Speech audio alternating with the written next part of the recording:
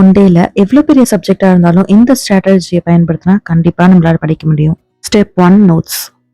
Any of your classmate ரெகுலராக college போயிட்டு இருந்தாங்க அப்படின்னா உங்ககிட்ட வாங்கலாம். அப்படி இல்லாட்டி we have something call cheat sheet.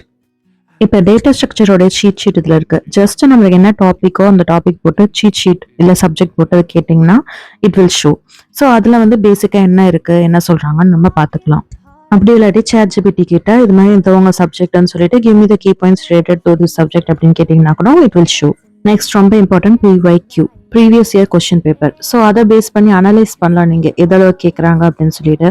யூஸ்வலாகவே பார்த்தீங்கன்னா ஒரு அட்லீஸ்ட் 20 to 30% வந்து ப்ரீவியஸ் இயர் கொஸ்டின் பேப்பர்ல இருந்து வரும். நெக்ஸ்ட் 80-20 ரூல், அதாவது பெரிட்டோ பிரின்சிபல் அப்படின்னு சொல்லுவாங்க. ஸோ இந்த ரூல் 80% ஆஃப் ரிசல்ட் வந்து 20% ஆஃப் இன்புட் பேஸ் பண்ணி தான் இருக்கு அப்படின்றாங்க.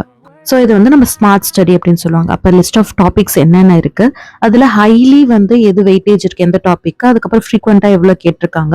ஸோ இதை பேஸ் பண்ணி நம்ம பார்க்கலாம். இப்போ வந்து பார்த்தீங்கன்னா ஒரு ஸ்டடி பிளான், இதில் எதெல்லாம் ஃப்ரீக்வெண்ட்டாக வந்திருக்கோ அந்த டிக் பண்ணிருக்கு. ஸோ அதை பேஸ் பண்ணி நம்ம ப்ரிப்பேர் பண்ணலாம்.